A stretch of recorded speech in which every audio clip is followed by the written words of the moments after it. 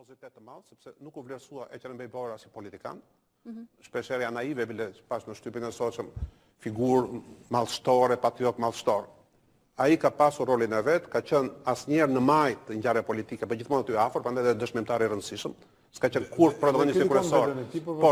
Por ai në fund të jetës së tij ka bërë një libër që me sinqeritet të plot, me ndershmëri të plot, kur ka arritur se do është në prag të vdekjes, që ka shkruar se vdiq pa e mbaruar, sepse vetëm gjysma e librit që ishte planifikuar se ishte porositur, arriti të bëj një analizë shumë të sinqertë të kënd shikimit të tij për një periudhë tepër të rëndësishme. Një periudhë që thot botuesi aty fund të sjekl otoman, sepse ai ka qenë pjesë e perandorisë otomane, ishte ndjeshë pjesë e asaj perandorie, gjersa pastaja, si thuash, besnikëria ose patriotizmi shqiptar dominoi, për një farë kohë edhe ai si shumë bejler të tjerë ka qenë në mëdysh të dy botëve. Dhe njëkohësisht i periudhës së krijimit të shtetit shqiptar është nga dëshmitarët më interesant dhe tej kësaj dëshmie faktike, ai ka një dëshmi të brendshme, mjafton të episode, për shembull, kur Eqerembej Vlora përshkruan fundin e Perandorisë otomane, ka qenë nga pjesët më të mrekullueshme, kur bashkë me dy pinjoj të tjerë bejlerësh, me sa duket Vrioni dhe një tjetër kush është, marrin vesh që ushtria e shpartalluar otomane po keq trajtojnë nga shqiptarët, dhe këtyre u dhëmb, sepse këta ishin ndjenin pjesë, dhe këta shkojnë të shohin, të takojnë diku në Sevër, diku në Lushnjë, këta ushtri të shpartalluar luftën ballkanike, dhe thotë kjo perandori na krijoi ne. Dhe thotë kjo perandori na krijoi ne. Dhe thotë kjo perandori na krijoi ne.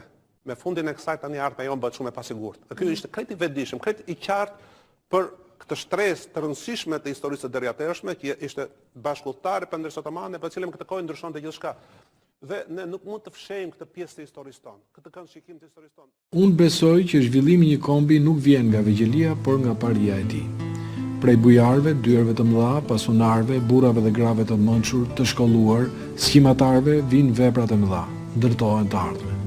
Eqerembej Vlora ishte një burr i këtill që e donte këtë vend dhe punoi pa u lodhur për të.